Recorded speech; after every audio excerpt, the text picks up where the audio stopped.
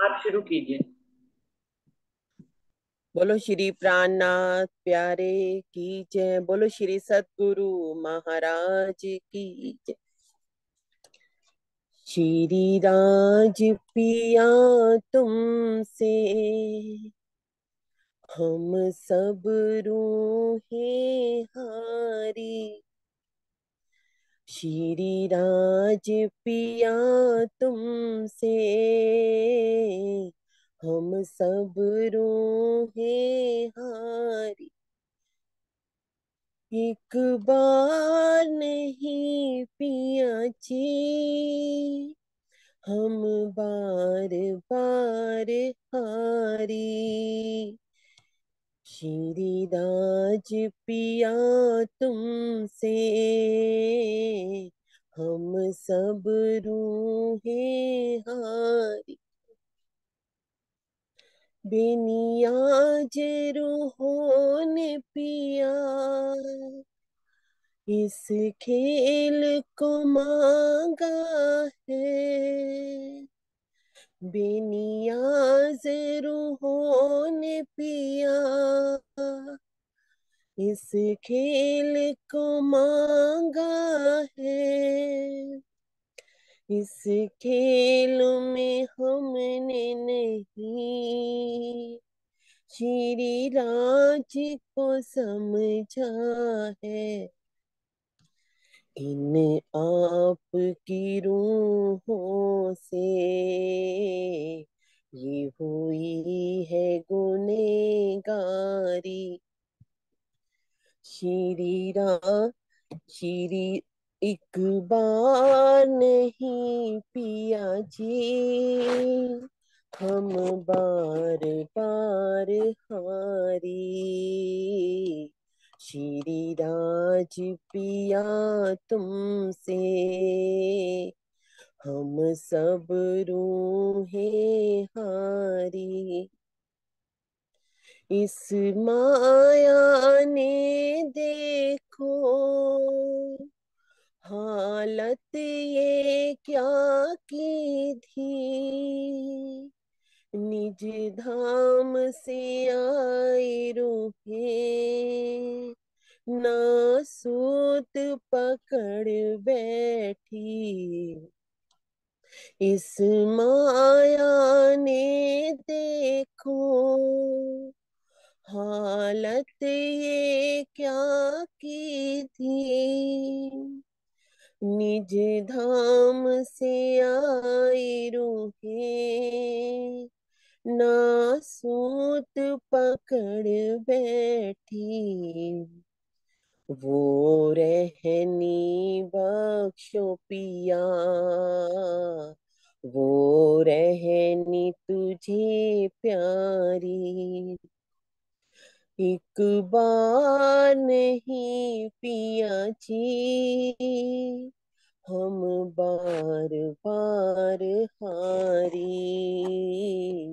श्री राज पिया तुमसे हम सब रूहें हारी। एक बार नहीं पिया जी हम बार बार हारी।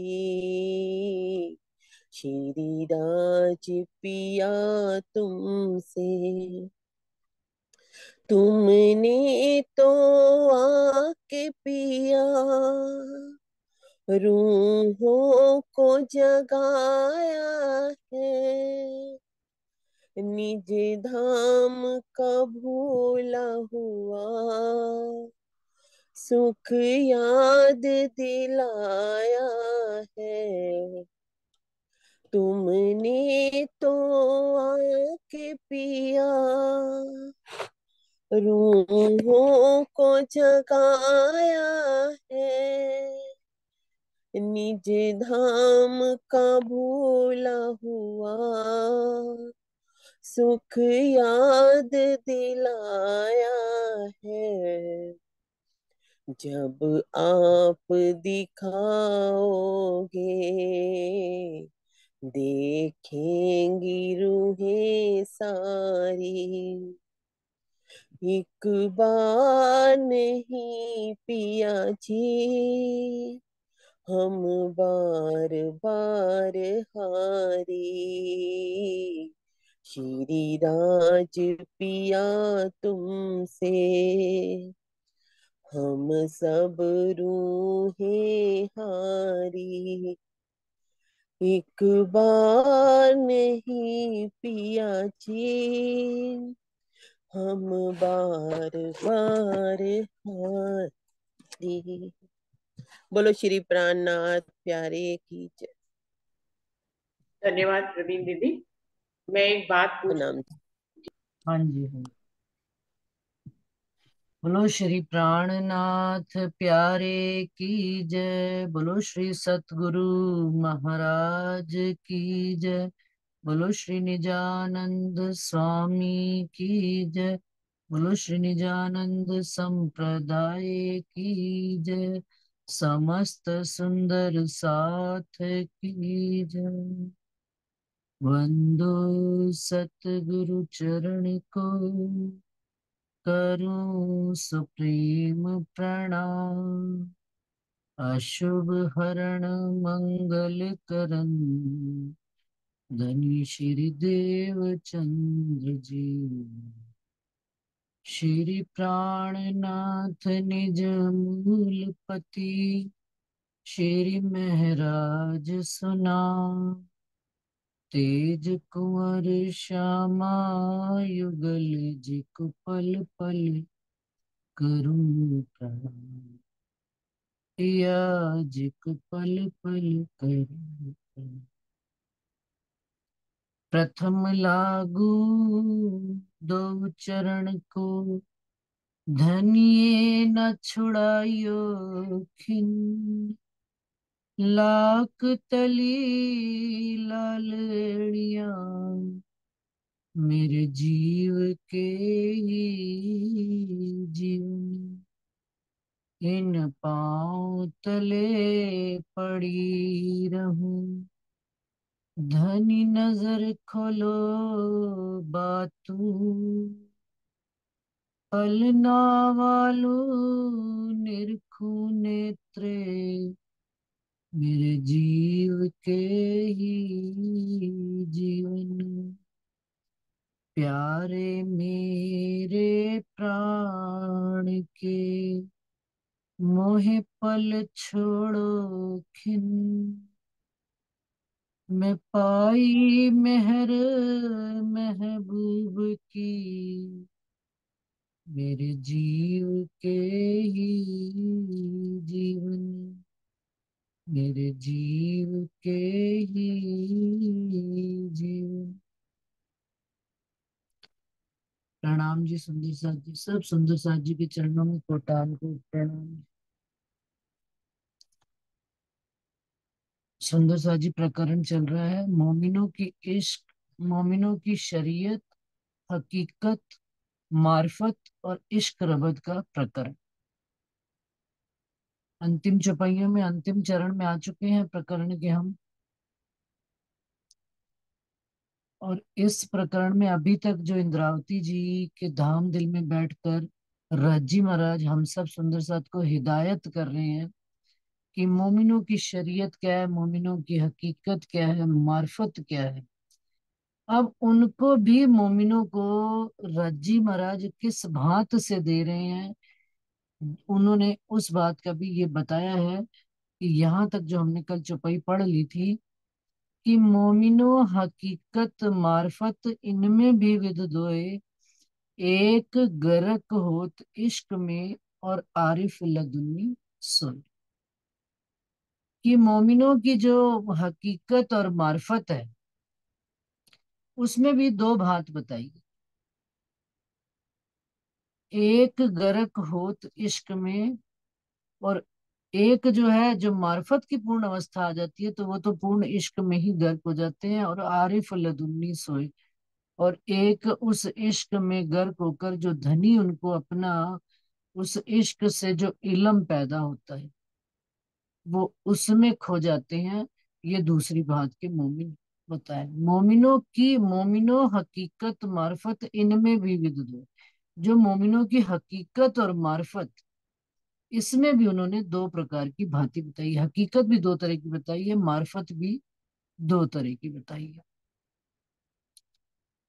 तो जो इश्क में गर्क होते हैं उनकी भी हकीकत अलग है और मार्फत अलग है, और जो धनी के इलम से धनी में गर्क हो रहे हैं उनकी भी हकीकत है, उनकी भी मार्फत है।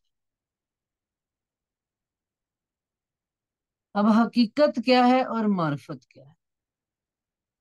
जब तक सुंदर साथ जी हम दो हैं, हम हकीकत के ज्ञान में। लेकिन जब हम अद्वैत में आ जाते हैं, एक ही एक धनी ही धनी रह जाते हैं, रूह का अपना अस्तित्व ही मिट जाता है। रूह धनीमय ही हो जाती है, रूह के अंदर अपना स्वरूप रह ही नहीं जाता, धनी ही धनी जाहिर होते हैं उसमें। वो होता है मार्फत का स्वरूप। इंद्रावती जी अंत में पीछे में जाकर पन्ना जी में वो सिर्फ राज्य का ही स्वरूप कहलाए। उनकी अपनी रूह कहीं छिपी गई, उनके ऊपर धनी का हुक्म और राज्य महाराज का स्वरूप और पांचों शक्तियां इस प्रकार से जाहिर हुई कि रूह तो उनकी कहीं छिप ही गई। क्यों? रूह गर्क ही हो गई उनके इश्क और लाड प्यार में। और जब वर्णन किया, हकीकत में आकर वर्णन किया कि रूह के माध्यम से, क्योंकि हम देखते हैं वाणी में राजी महाराज ने एक भांत से नहीं, अनेक भांतों से वाणी कहलाई। श्यामा जी की रचना है, इंद्रावती जी की आत्म का भी दर्द उनका दिखता है, रूह का दर्द। फिर कहीं राज्जी बोलते हैं, कहीं हुक्म का स्वरूप बोलते हैं, कहीं जबराइल, और कहीं कहीं तो महराज ठाकुर का जीव भी नाम। महराज कहे मुख ए धन, तो उनके भी तन के द्वारा जो धनी पर शुक्राना अदा करने का है, उनके जीव के भी माध्यम से ये बात कही गई है। तो तन ने भी कही है, आत्म ने भी कही है, श्यामा जी ने भी कही है, राज्जी ने भी कही है। तो चार तरह के माध्यम से ये वाणी कही गई है, और हुक्म भी कहा गया, पांचवा माध्यम ये भी है। और यदि इनको, ये हकीकत की बात है कि उनके अंदर जुदा जुदा चीजें हैं, लेकिन मार्फत इसमें क्या है कि वो सब एक रूप एक स्वरूप आप धामधनी राज्य महाराज का ही स्वरूप है। और वो उनके अंदर ऐसे उन्होंने विस्तार किया राज्य महाराज ने कि रूह उसमें लीन ही हो गई, रूह का अपना अस्तित्व ही नहीं रहा। ये मार्फत कहलाती है। और हकीकत में कहीं कहीं जब हम वाणी पढ़ते हैं तो हमें पता लगता है कि यहाँ पर आज इंद्रावती जी बात कर रही है। इंद्रावती जी आत्म के दर्द से बात कर रही है कि धनी मुझसे ये गलती हो गई, या मेरे से धनी ये बात मुझसे कहलवा रहे हैं, तो पता लगना इस बात का भी। सिंधी में देखते हैं कि इंद्रावती जी की आत्म कई जगह पर कहती है कि भाई मुझे तो वापस से वही सुख चाहिए। वो अपनी आत्म के दर्द के लिए भी विरह करते हैं। और भी उन्होंने विरह बहुत जगह किया। वाणी तो पूरी ही विरह का ही स्वरूप है, दर्द का ही स्वरूप है। धामधनी से जो बिछड़ कर हम आए हैं, राज्जी महाराज का भी दर्द है अपनी रूह से बिछड़ने। संसार कह तो दिया जाता है कि परम धाम में दर्द विरह कुछ भी नहीं है, वहां पर तो एक दिली की लीला है, इश्क की लीला है। परंतु जिस संसार में आए हुए हैं, जिस तन में बैठे हुए हैं, जिस 14 लोक में पिंड और ब्रह्मांड धारण करके हम बैठे हुए हैं, उनमें सब ही रसों का सुख है। और फिर उन्होंने कह दिया कि जिसको विरह रस नहीं आया, तो वो तो परम धाम की आत्म कहलाएगी, क्योंकि उस यही सुख, यही परम धाम से जुदाईगी का जो दर्द, इस सुख को ही हम भोगने आए हैं सुंदर सा जी एक्चुअल में तो। क्योंकि परम धाम में विरह है ही नहीं। परम धाम में तो अष्टपहर 24 घड़ियां इश्क की स्थिति में ही हम गलतान रहते हैं। विरह का भी जो स्वाद है वो इस ब्रह्मांड में हमको मिला है। तो जिन रूहों ने यहाँ पर विरह का स्वाद चखा है, विरह में ही गलित होकर धनी के स्वरूप को पाया है, उनकी महिमा तो राज्य महाराज। और अभी हमने इस प्रकरण में भी पढ़ी है बात कि पाक साफ होना किससे है। पहले उन्होंने कहा पाक साफ होना है अर्श के जल से। फिर उन्होंने वर्णन में ये बताया है कि अर्श का जल भी क्या है। अर्श का जल है कि रूहें विरहा के जल में जब तक पाक साफ नहीं होंगी, तब तक हमारी सुंदर सा जी यहाँ पढ़ती है अभी, हाँ। दम दिल पाक तब हुई जब हक की आवे फिराक। जब हक से जुदा होने की बात दिल में आएगी और उनका विरह जागृत हो जाएगा, तब रूहें जो है इस संसार से पीठ दे पाएंगी। और नहाना भी हमने कौन से जल से? विरह के जल से अपने तन मन जीव आत्म को पाक साफ करना है। तो ये विरह का स्वाद लेने ही हम रूहें आई हुई है। और इस विरह में ही वो ताकत है सुंदर सा जी, जो द्वैत से हम अद्वैत के स्वरूप को प्राप्त करते हैं। बाकी कितने भी रस आ जाए, आनंद रस आ जाए, प्रेम रस आ जाए, कहीं ना कहीं द्वैत बना ही है। एक विरह में विरहनी उठ ना सकी, मूल अंकुर रहे भरा। विरह विरह में गिरी रूह तो फिर उठ ना सकी। उसके अंदर मूल अंकुर का इतना भर गया कि भाई मैं धनी से जुदा हूं, इस बात का ही विरह उसको ले डूबा और संसार की गुण इंद्रियों से विरक्त कर दिया। तो जिसने विरह का स्वाद लिया है सुंदर सा जी, वो तो रूह जाने और उसके धनी उसको जाने। और इंद्रावती जी तो आप साक्षात विरह का ही स्वरूप है। जितनी वाणी उतरी है सुंदर सा जी, ये विरह में ही उतरी है। उनसे धनी से जुदाई के दर्द में ही उतरी है बात। तो वही वो कह रहे हैं, एक इश्क दूजा इलम, ये दो मोमिनो हक न्यामत। इश्क गर्क वाहिदत में इल्मे हक अर्श लज्जत। अब वो कहते हैं, जो उन्होंने बात बताई कि इनमें भी विध दो है, दो तरह की कैसी विध है? एक तो इश्क है और दूसरा इल्म। दोनों ही नियामतें हम मोमिनों के वास्ते आई हैं और दोनों सुंदर सा जी अरस परस है। दिखने में हमको लगता है इसको इल्म ज्यादा आता है, ये प्यार में धनी के गर्क है, बोल नहीं पाती। लेकिन चुपई से आगे बात चलती। एक इश्क दूजा इल्म, ए दो मोमिनो हक नियामत। दोनों नियामतें मोमिनों के वास्ते ही आई हैं। धनी ने प्यार भी दिया है तो मोमिनों को ही दिया है, संसार में किसी और को दिया है। और जो ये बेशक इल्म दिया है, जागृत बुद्ध और निज बुद्ध की वाणी दी है, ये भी हम मोमिनों को ही मिली है, संसार में किसी और को मिली ही नहीं है। ये दो बातें ऐसी हैं जो हमें हमारी पहचान कराती हैं कि हम ही उस घर के, हमें हमारे सनमंद की याद दिलाती। इश्क गर्क वाहिदत में, इश्क क्या करता है? वाहिदत में, एक दिली में, धनी के स्वरूप में गर्क कर देता है, बेहोश कर देता है। परंतु इल्मे हक अर्श लज्जत, इल्म से क्या आता है? बेशक इल्म से धनी के घर का अपने स्वाद आता है, लज्जत आती है, आनंद आता है उसको मुख से। इल्म हमारी जुबान है, जुबान से हम कोई बात वर्णन कर पाते, और इश्क तो उसमें डुबो ही देता है। लेकिन उस डूबने के बाद भी जो जुबान आती है वो भी इश्क से इल्म आता है सुंदर सा जी। मार्फत लदुन्नी मोमिनो, बंदा हक का कामिल, बड़ी बुजुर्गी इनकी करे बातें हक शामिल। मार्फत लदुन्नी मोमिनो, मार्फत अभी क्या बताया? अद्वैत में आ जाना, धनी के स्वरूप में मिलकर एक हो जाना।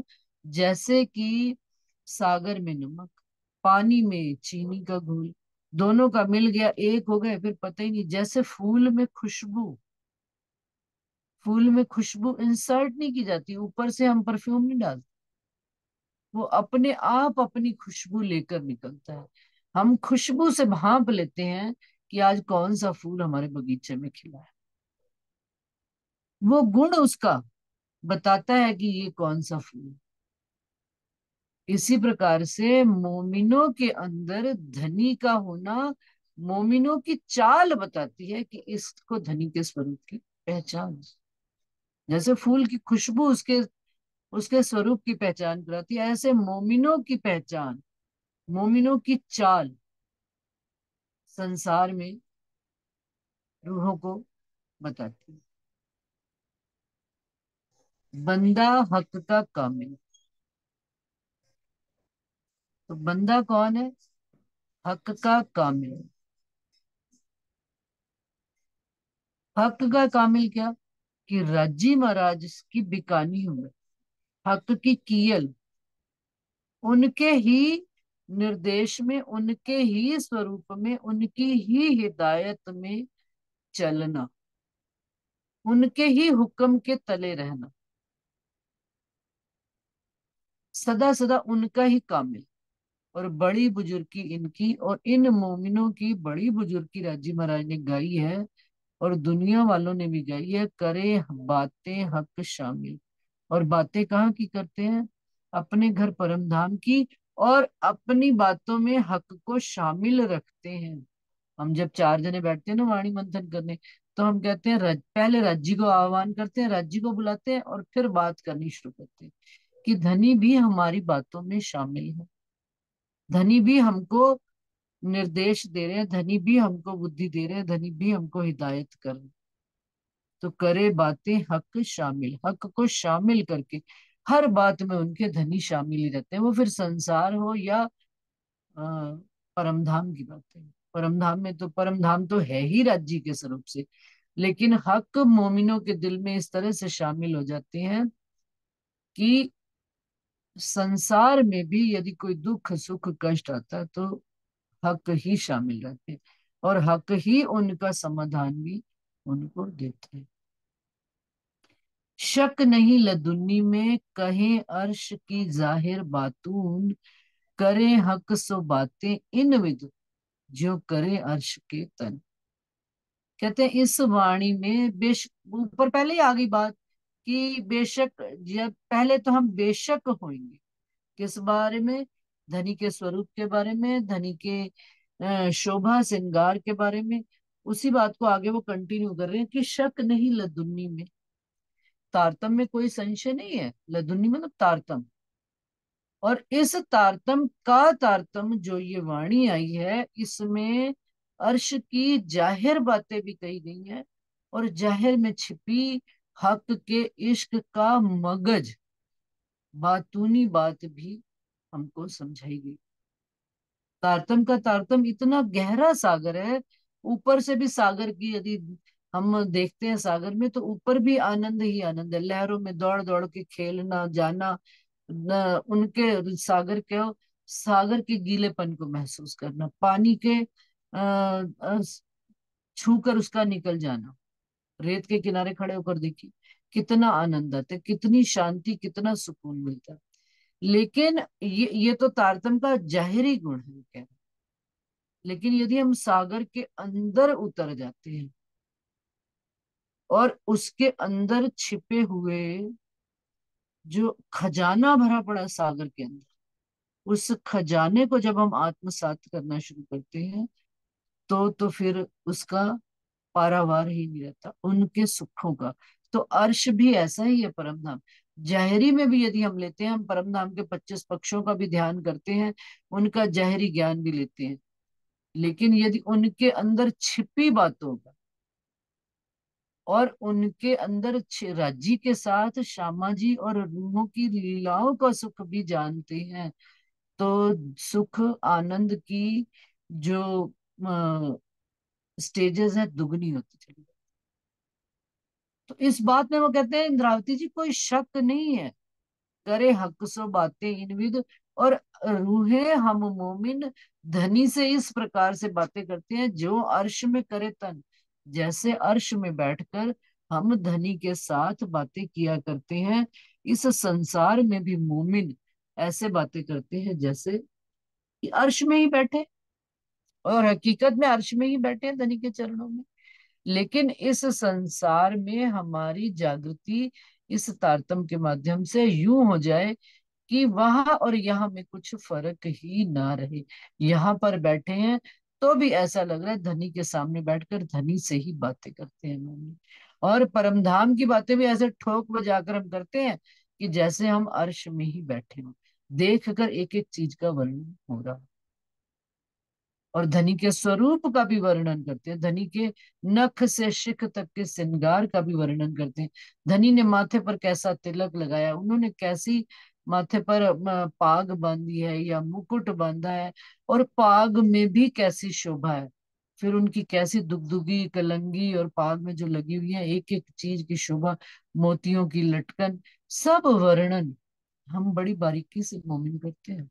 जैसे कि साक्षात धामधनी के सामने बैठे हैं और उनके स्वरूप का दीदार करके वर्णन करते हैं। जिस प्रकार से अर्श में तो ये बात उल्टा हम करते नहीं थे, अर्श में तो इश्क में ही गर्क रहते थे। यही तो धनी हमको दिखाने लाया चौथा साल। धनी के स्वरूप की शोभा श्रृंगार और रूहों की शोभा श्रृंगार और श्यामा जी की शोभा श्रृंगार, आज हम उनके बारे में निश्चित होकर, निर्धार, कॉन्फिडेंस है कि वो ऐसा ही है श्रृंगार उनका। उनके दिल में उन्होंने क्या खूबसूरत चीजें धरी हुई हैं अपने दिल में, और अपने दिल समेत धनी हम रूहों के दिल में आए और अपने दिल में उन्होंने हमको लिया हुआ है। ये मार्फत की बातें, इनमें कहीं पर भी कोई संशय नहीं है। हक दिया चाहे लज्जत, ताए इल्म देवे बेशक, रूह बातें करे हक सो देखे हौज जोए हक। और जिनको राजी महाराज अपने स्वरूप की शोभा का अपना सुख देना चाहते हैं, आनंद देना चाहते हैं, उसमें आराम देना चाहते हैं, उनको धनी इल्म अवश्य देते हैं। ये बेशक इल्म जागृत बुद्ध और निज बुद्ध का इल्म रूहों को अवश्य आता है, जिससे रूहें आराम पाती है, जिनमें रहकर रूहें रात दिन धनी में मगन हो जाती है। रूह बातें करे हक सो, और धनी के साथ रूहें बैठे, यहीं पर बैठे हुए धनी के साथ बात करती हैं और देखें हौज जोए हक। जाहिर में हौज कौसर का वो देखती है तालाब, और बातून में हक के दिल के सुखों को यही बैठे। हौज कौसर को धनी का दिल ही का स्वरूप तो कहा गया है, और दिल के स्वरूप में कितने सुख हैं ये मोमिन हम जानते हैं। उनके जोश का भी अनुभव किया है, उनके इल्म को भी अनुभव कर रहे हैं, उनकी मेहर को भी रात दिन उसमें नहा रहे हैं, और हुक्म का भी हम अनुभव कर रहे हैं कि धनी हुक्म जब कर देते हैं तो रूह फिर कैसे दौड़ दौड़ के राज्य को रिझाती है। इन सब बातों का यहाँ बैठे हुए हम रूहें इस बेशक इल्म के माध्यम से सारी बातों को जान रहे हैं, समझ रहे हैं, फिर उनका अनुभव कर रहे हैं। तभी तो चौपाई आई, जब अनुभव सब अंगों किया तब न्यारे ना जीवन जिए, परिक्रमा में आती है। फिर न्यारे जीवन जी ही नहीं सकते आप रह ही नहीं सकते उनके बाद। जिनको जान लिया, समझ लिया, जिनको जिनका अनुभव अंगों में करना शुरू कर दिया, फिर उनसे न्यारे क्या, फिर तो हम उनके ही अंगों में समझ, हमारे अपने अंग रह ही नहीं गए कुछ। यूं हक का मार्फत लदुन्नी जिन लई, सो करे हक शहूर, शहूर किए हाल आवी, सो हाल बीच हक मजबूर। अब मार्फत लदुन्नी क्या, कि जिन्होंने धनी के इस स्वरूप को जाना है, पहचाना है, इस वाणी के माध्यम से धनी के मार्फत के स्वरूप को जिन्होंने मंथन किया है, जिन्होंने दूध से दही जमाई है, दही से दही से मक्खन निकाला, मक्खन से घी निकाला, जिन्होंने, वो ऐसे थोड़ा सतगुरु महाराज कह देते हैं वाणी मंथन चितवन और रहनी का कोई विकल्प नहीं। उनके शब्द तो सुंदर साथ जी, हम ये समझें कि पत्थर पे लिखी लकीर है, जो सारी जिंदगी मिट नहीं सकती। पत्थर पे लिखे हुए शब्द हैं। कहते हैं कोई लैला मजनू है, उन्होंने अपना नाम पत्थर पे लिख दिया। ऐसे ही हादी सतगुरु महाराज ने ये लिख दी इबारत, ये वचन उनके, उनके वचन क्या है कि वाणी मंथन चितवर और रहने का कोई विकल्प नहीं। तो वाणी मंथन करके जिन्होंने ये धनी के स्वरूप को जाना है, उनको आत्मसात किया है, और फिर धनी का वाणी मंथन क्या करनी कहनी, हमने इन वाणी के वचनों को विचार किया है, और फिर करनी क्या करी है, चितवन, धनी के स्वरूप का ध्यान किया है।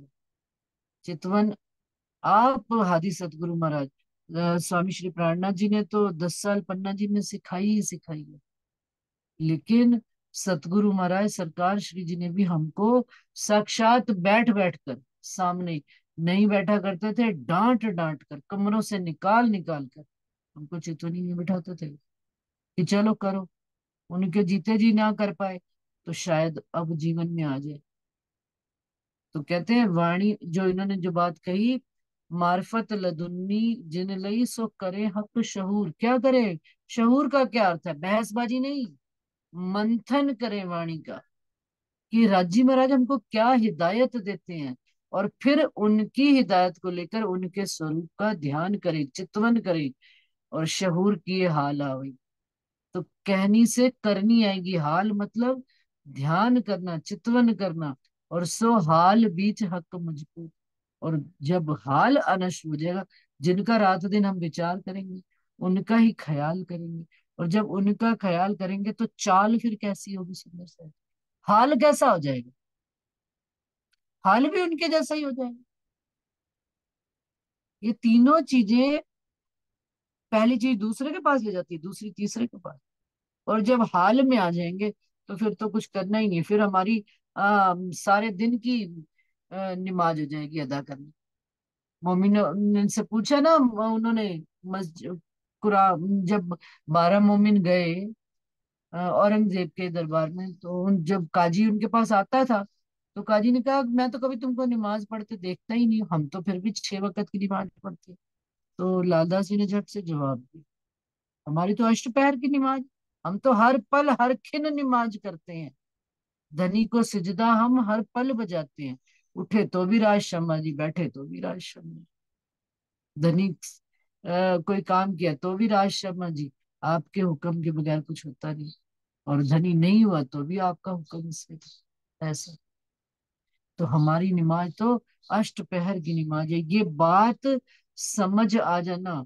पहले वाणी से समझे हैं, फिर उसको ध्यान में लिया है, चितवन करिए, और फिर हाल में मोमिनों ने 10 साल करके दिखाया है, कि घर गृहस्थी संसार छोड़कर जो मोमिन आप राजी महाराज इस शिरजी साहिब जी के साथ चले हैं, उनके साथ वहीं पे घर बसा लिए हैं पन्ना जी में, वहीं पर ही राजी के चरणों में पड़े ही रहते थे बंगला जी में, वहीं पे उठे, वहीं से कुल्ला दातन मंजन किया, फिर आ गए बंगला जी। पढ़ते हैं ना बीतक हम सब, हम लोग तो बीतक साहब पढ़ते हैं ना, तो पहले वाले तो सारी बीतक साहब में ध्यान दे देकर पढ़ते हैं।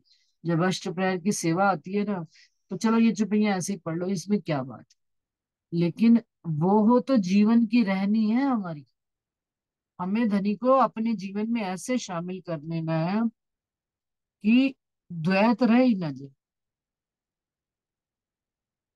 हमारे जीवन में वो शामिल हो जाए। वो गाना भी था, ध्यान नहीं आ रहा अभी, फिर बताऊं। तो यो हक कहावत मोमिनो नजीक हाल है तुम, हक बातें किया चाहे रूह सो वाहिदत खसा। यो हक कहावत मोमिनो, आप राजी महाराज मोमिनो को कह रहे हैं कि हाल तुम्हारे कोई बहुत दूर नहीं है, नजीक हाल है तुम हाल के बहुत करीब ही हो। जब विचार करना शुरू कर दिया राज्य के स्वरूप को, तो चितवनी करनी शुरू कर दी, तो बस हाल आने में भी कोई देरी नहीं है। हक बातें किया चाहे रूह सो वाहिदत खसा। धनी तो इस इंतजार में बैठे हैं कि रूह वाहिदत के उस सागर में उतरे, और धनी उससे एक दिल एक रूप होकर उससे सारी दिल की बातें करे। कौन सी बातें करे? अच्छी पत्नी, अच्छी सुहागन नार कौन सी कहलाती है? जो धनी के साथ बातें करती है सुंदरता की। संसार में भी देखो आप, जो जिनके पति कंट्रोल में होते हैं ना, तो लोग पता है क्या कहते हैं, भाई इसका कंट्रोल अपने पति पर बड़ा अच्छा है। कारण पता है क्या होता है? क्योंकि वो रात दिन जो बीवी है अपने पति के साथ बातें किया कर, बातें कर कर उसका दुख सुख लेकर उसको सॉल्यूशन, सॉल्यूशन तो क्या देना, लेकिन उसका दिल हल्का करके उससे रात दिन प्यार किया करती है। तो उसका पति उसके कंट्रोल में रहता है। यहाँ पर इंद्रावती जी के कंट्रोल में है धामधनी। क्यों? क्योंकि इंद्रावती जी ने रात दिन उनसे अष्टपहर, मतलब जब उनका जीवन काल शुरू हुआ और जीवन काल के अंत तक केवल धनी से बातें ही करी, लाड प्यार, उनसे अपना गिला भी किया, शिकवा भी किया। कहीं पर ऐसा नहीं है कि केवल प्यार प्यार की बातें, हवसा में शिकवा भी करती है वो, कि धनिया आपने मेरे इतना दुख दिया, इतना मतलब मुझे आपने चोर कह दिए, और जिस दिन समझ में आ गई उस दिन बात कहनी बंद। आगे दूसरी फिर आत्मा की बात कह दी, खिलवत में कह दिया कि सामने बैठे हैं परंतु आपसे बातें नहीं हो सकती। फिर सिंधी में जाके कह दिया, धनी मैं इतनी बातें कहती हूँ, आप कोई जवाब ही नहीं देते, आप तो मौन बैठे। उन्होंने सब तरह की बातें कर। तो हमको वो सुहागन नार बनना है कि धनी धनी रूहों से पूछे, वो लीला शुरू हो जाए जो परम धाम में राज्य करते थे। कि चलो भाई रूहो, आज बताओ, आज तुमने कौन से पक्ष में घूमने जाना है। और धनी हमसे पूछे, रूहो अब तुमने कहाँ जाना है, तो हम झट से क्या कहते हैं, चलो भाई अब राजी महाराज खेल खत्म करो और अपने घर में अपने स्वरूप में हमको जगाए दो। वो वक्त ही नहीं आता, वो टाइम ही नहीं आ रहा कि धनी हमसे पूछे अब क्या करना है, अब क्या। अभी तक तो हम उनके जैसा जैसा वो निर्देश कर रहे हैं और चल रहे हैं, कि शायद कभी ये दिन आए कि धनी हमसे पूछे अब तुम क्या चाहते हो, बस धनी अब तो हमको हमारे घर ले चलो, हमने पहले मांगनी कर ली, अब वो मांगनी हमारी खत्म करके माया देखने की, अब हमें हमारी अंतिम मांगनी पूरी कर दो कि हमें हमारे घर में अपने चरणों में ही उठा दो। बस अब और क्या रह गया देखना सर। ये हक बातें रू रू करेंगे, रू सो वाहिदत खसम, पीछे हक सब कर सी, रू सुख लिया चाहिए। अब धामधनी लास्ट में तो सारा कुछ करेंगे ही करेंगे, आठों रिश्ते भी बना देंगे, घर परम धाम में भी बुला लेंगे, हमको हमारी रील भी दिखाई जाएगी, हम रूहों ने उनके साथ क्या क्या किया ये भी बताया जाएगा।